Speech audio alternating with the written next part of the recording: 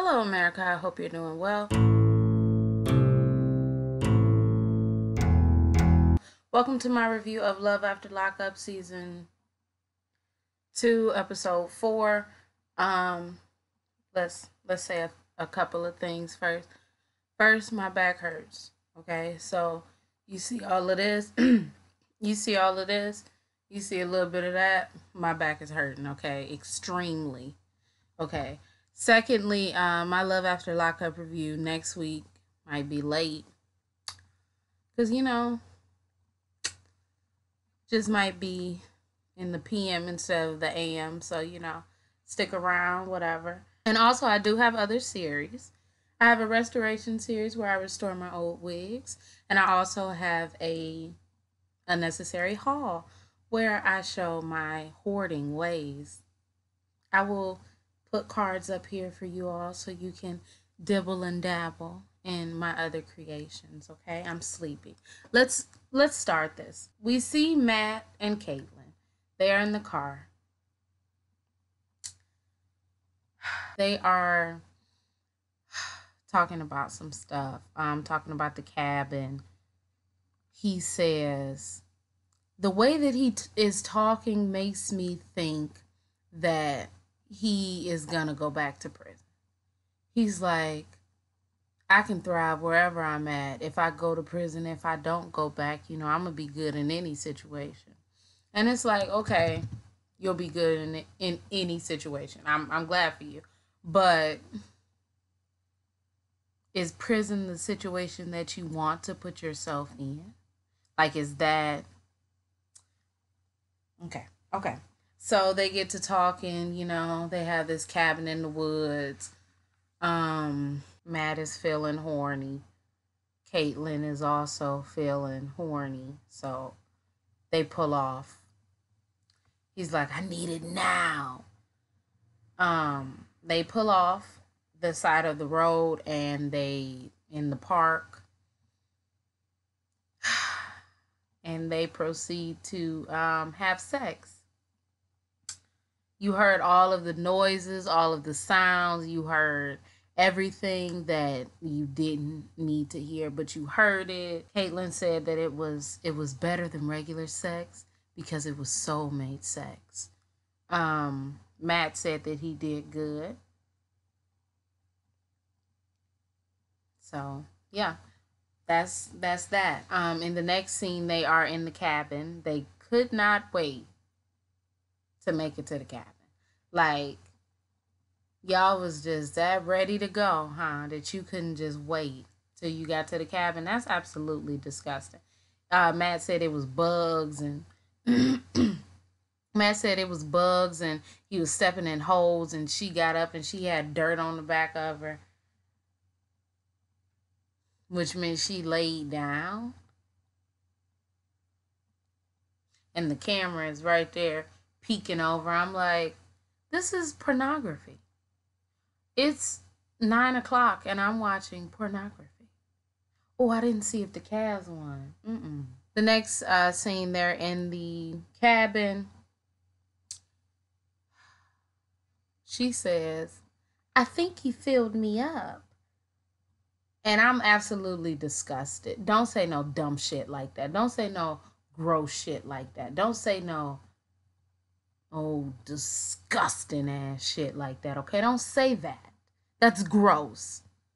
Filled you up with some babies? Filled me up with some babies. Like, what the fuck?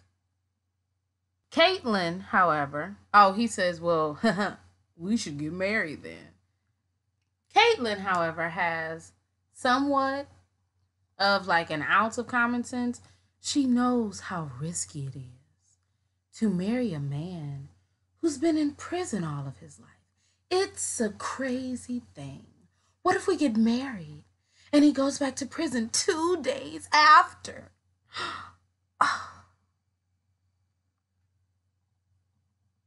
She has some white right here. He has something right there.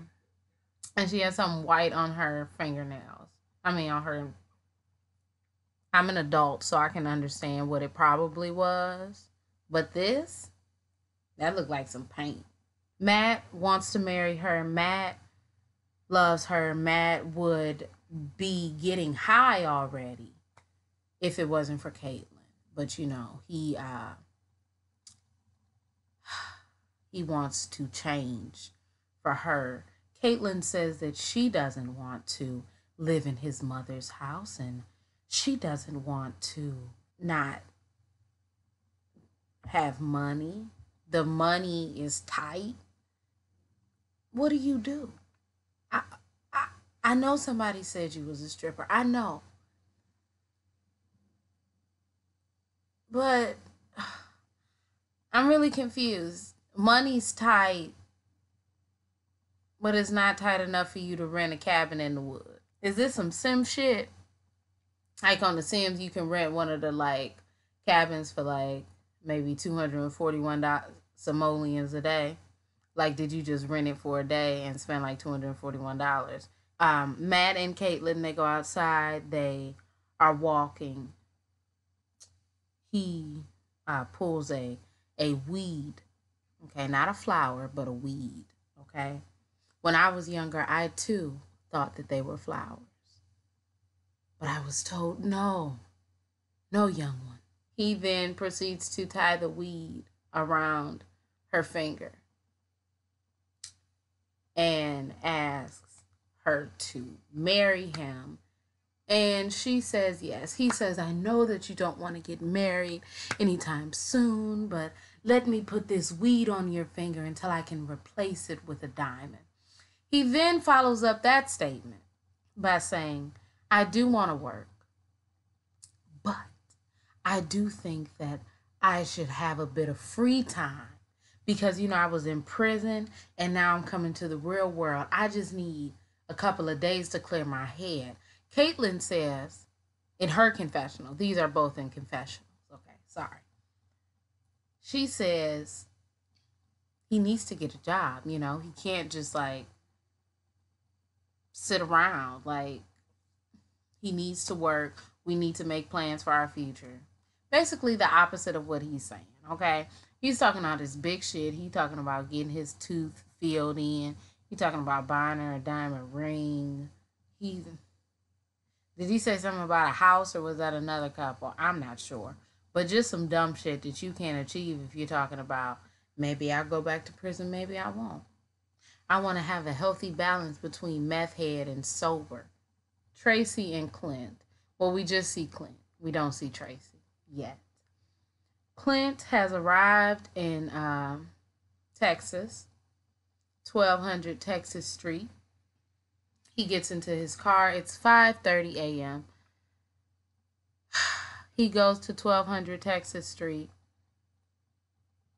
I don't even know if he was in Texas. I know he was on Texas Street. Okay. So I'm not going, but he might have been in Texas. See, I don't want to say he was in Texas. Anyway, 1200 Texas Street.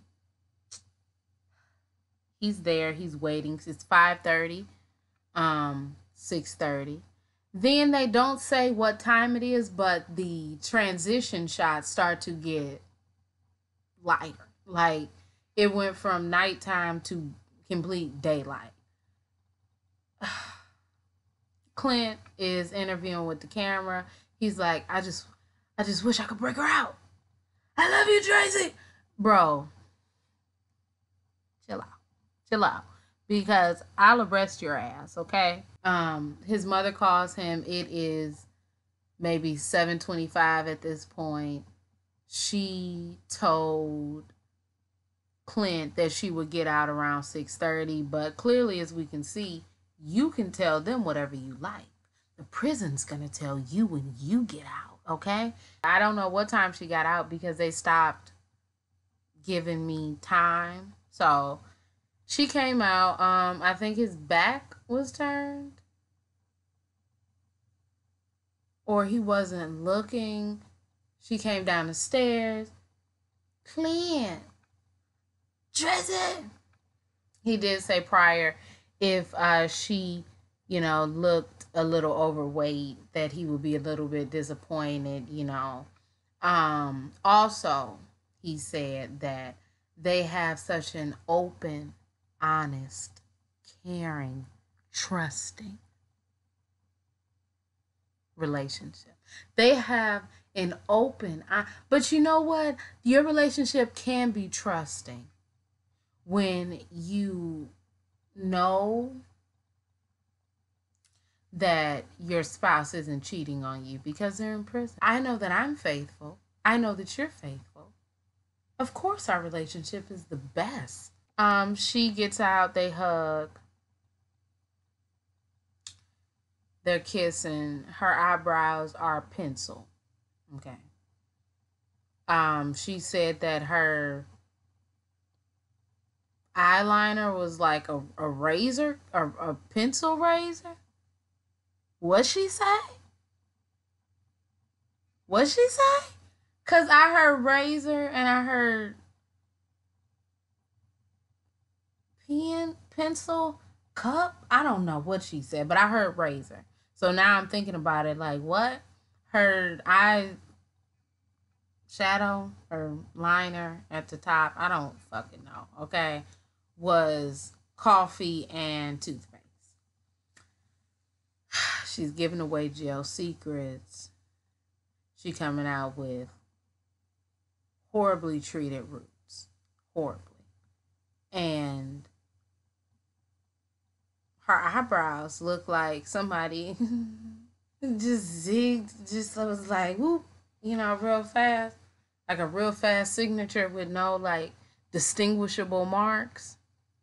I was like, but not too fast. Like they're not zigzag. Let's not get carried away. But it's just like, you tell a child to make a straight line and it's just like the way your hand move kind of shape her eyebrows. But they go to get Tracy looking pretty. Now, I have admittedly been out of the shop. First of all, let me preface this by saying I'm black, okay? I haven't been to a a suburban salon, okay? Suburban. I went to JCPenney's once, but the black lady did my hair, so that don't really count. Anyway, I've never been to an non-urban salon before, so I don't know about their practices, and it has been a minute since I've been, to a regular salon. But what I will say is you out of your motherfucking mind if you think I'ma sit up here and pay $350 for you to dye my hair. She said blow drying and styling or cutting was and styling was $85.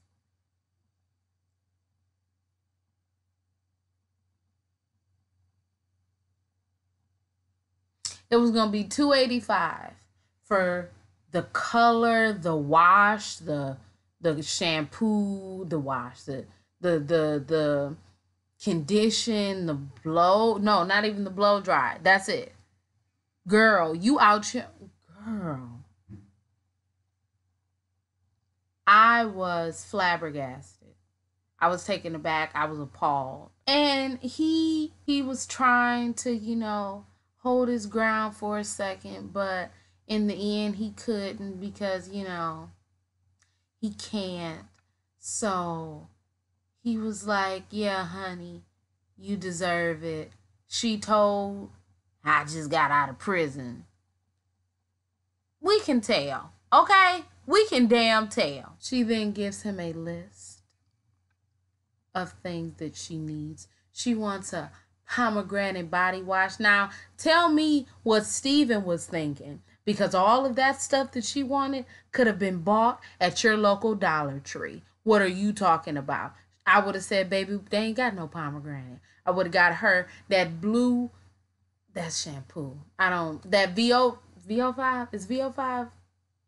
I think VO5 is shampoo. I would have got her that green, that light green, or dark green body wash that smelled like some shit, and you would have used it. You out your damn mind. She gave him the list. This man left, She told him, I really want the mango body wash, the mango pomegranate body wash. It smells really good, but if they don't have that, then it's whatever. Girl, I ain't even hear a word you just said. All of the stuff was just, like normal toiletries, I think. She needed a dress low cut and short. She needed something else.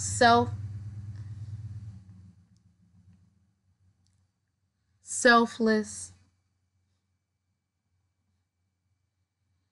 Did she say selfless or skinless? She said selfless. Selfless tanning lotion. And he said, selfless. Oh, sunless. Also, Tracy looks like, okay, let's not do that. Tracy looks like her and Clint would be a good match. And I don't mean that in a derogatory way. I don't mean that in a mean way. I mean that maybe if she wasn't a criminal, then they would still be good for one another. That's all I mean. So he goes, I stopped right on time to see this little clip of him going to I thought he went to Victoria's Secret. Bro, I bought 3 bras for $76 and almost cried inside, okay? I cried inside. You telling me the bra was $165 or $162 and the bottom was $65. He then says, that's a little bit out of my price range. The saleswoman didn't even have to sell them. If someone says a bra is $100, I'm walking out. If you say this bra is $100, that's it. You said the magic number to get me to leave. Okay? I don't get how you sat up here and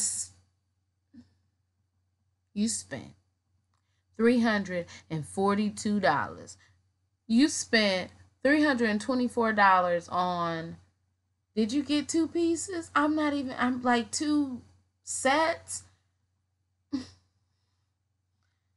Back at the salon,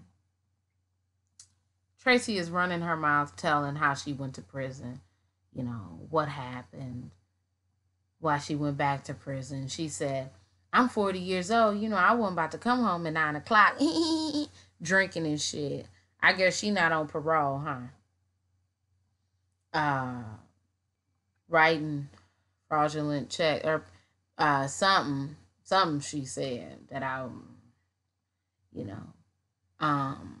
Clint is in the car. He's already spent about $900 that day. I have no idea where you go. And bro, you could have, for $342, you could have did a little mini shopping spree in Victoria's Secret. You could have bought her, if that sale was still running from Christmas, which it wasn't because this was before, if you would have got that semi-annual sale, go to Mark's. Mark's got bras for $199. Get her some panties from Target. She don't need nothing special because you can't afford nothing special. He had a budget of $1,000 for 3 days. He has spent $900 in 1 day. He comes back. He sits in the chair. The lady is like, she'll be right with you. Beautiful, wonderful, lovely. Things are great. She comes out. She looks better. Yes, I am gonna say that about her face. Her dress was not something that I approved of, but I won't say anything about that. Okay, I won't. This is gonna be short because I'm gonna cut it because I'm doing too much talking. Next we see. They kiss. They kiss. Yeah, he's gonna take her to a restaurant in Houston. They are in Texas, and he's gonna propose, or he's gonna take her to Houston's, like in the Lil Wayne song, Holly Weezy. Anyway, sorry. Um, and he's gonna propose to her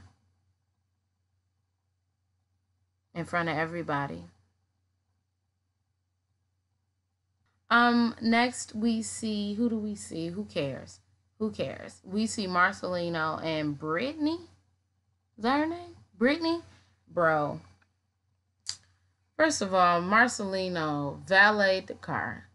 She said, bro, I'm looking like who shot John? Literally. Literally. And I need to get out of these clothes.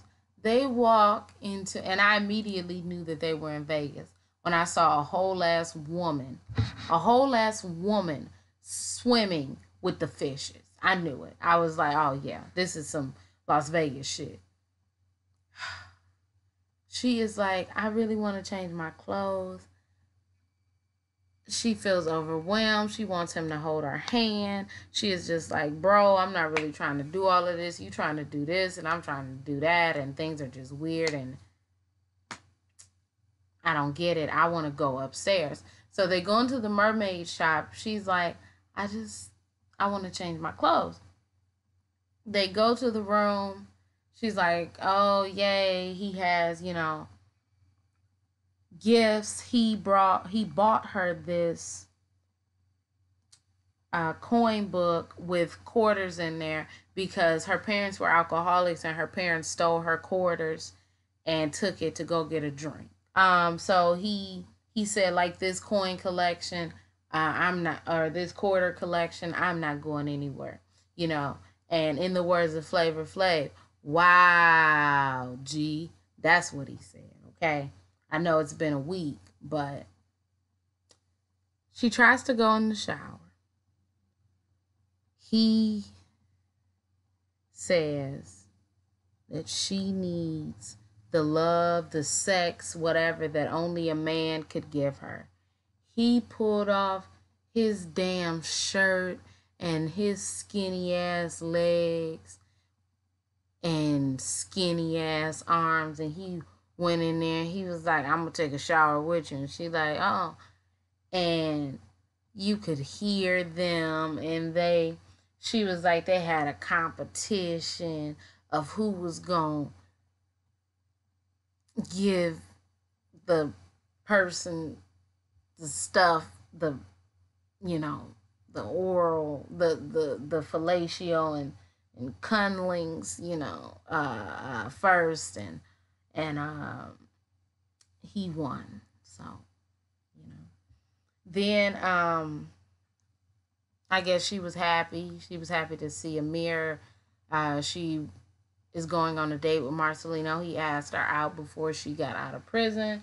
So they're going on a date. They're downstairs. They talk. And this is when the wild G's really come into play. Okay, I'm getting a little bit sleepy, so excuse me.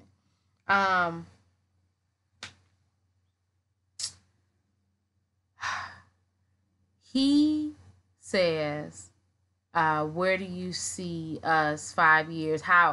Where should we be 5 years from now? And she's like, do you want to phrase it like that? And he's like, yeah, where should we be? She's like, well, I don't live that far. Expectations can bring disappointments. Society wants to put us in a box, and society's definition of success is not my definition of success. And he was like, nah, big homie, I don't agree with that. Wow, G. I just, I feel like you can't answer the question. And she was like, I just don't want to, I just don't want to think so far into the future, basically. And he's like, and she's like,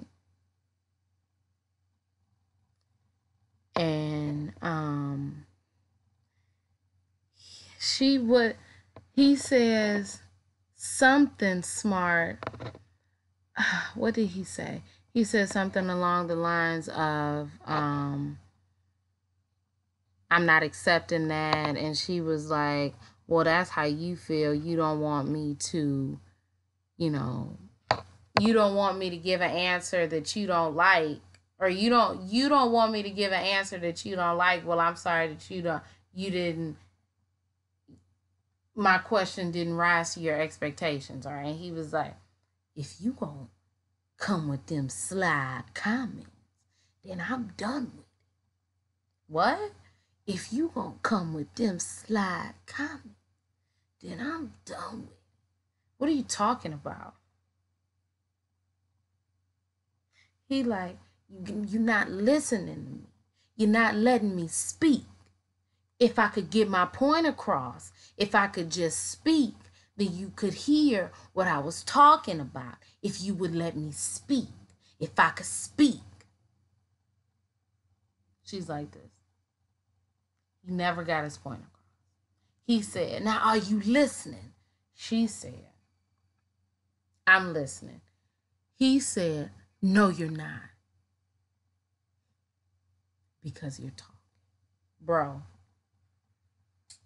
Bro, he took her food away from her. She was like, I'm eating. She was like, I'm not having a good time anymore. She got up and left. He just sat there. She was like, Marcelino is aggressive and dominant. Is that a word? Dominant toward me, and it hurt my feelings. And he was just sitting up there with them damn black rimmed glasses and that small peanut head. Who knows? Who do we see next? So I'm guessing that Angela and her man Tommy. Angela and Tommy aren't on the show, huh? Or maybe they come in later. I'm very confused. Who do we see? We didn't see Lizzie and and and Scott. What's going on here? Anyway, so this some bullshit. We see who do we see? I guess we finished it off with, Michael and Megan and Sarah. Sarah gets up early in the morning on the day, that he's supposed to be released. But I guess she stays with her parents. I don't know, but girl, you need to get your shit together if you do. She gets up, makes some coffee, she's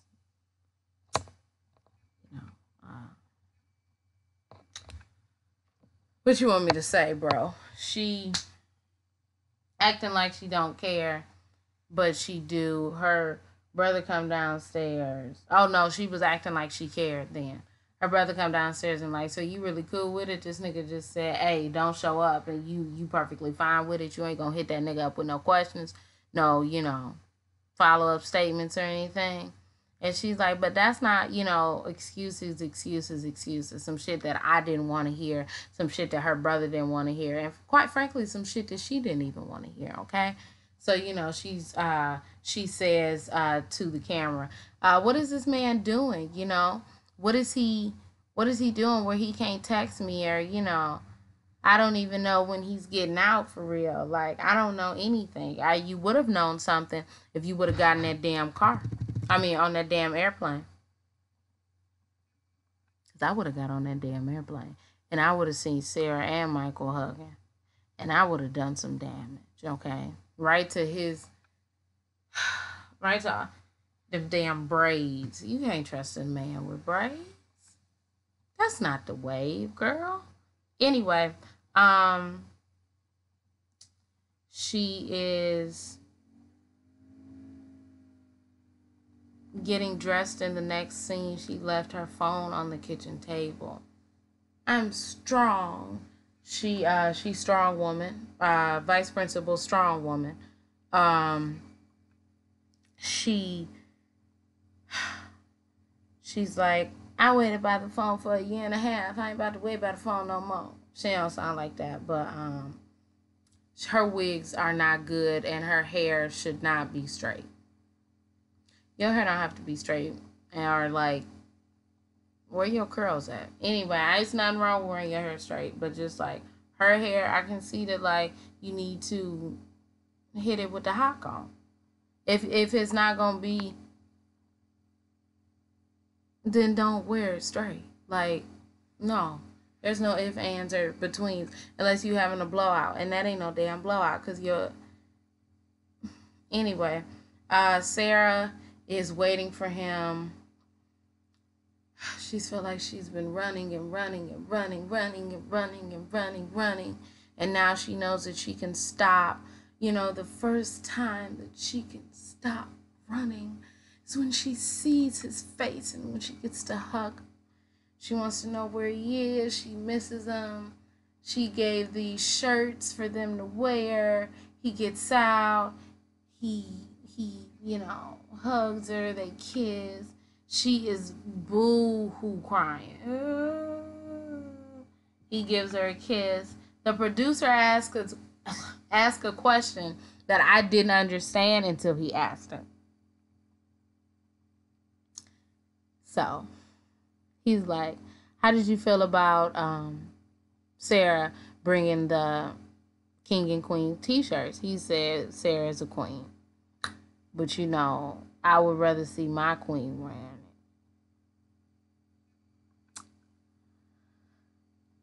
Who's your queen, Michael? My queen is Megan.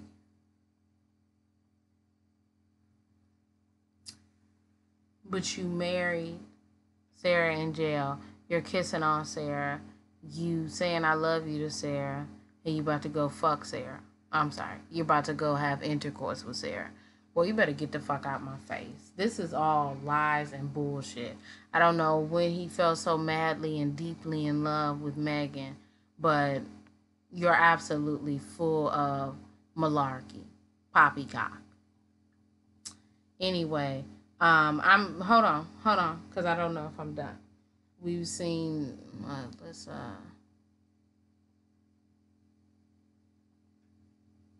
Matt and Caitlin. Tracy and Clint. Marcelino and Brittany. Okay, I think I'm done with this. If you all like this review, you can like, comment, and subscribe. You can follow me on my various social media sites strewn throughout the video. My name is Brielle. I make beats, I sing songs. I am very sleepy. If you like this, can't remember what I say. Hold on. My name is Brielle. I make beats, I sing songs. If you like what you see, come on along. Bye.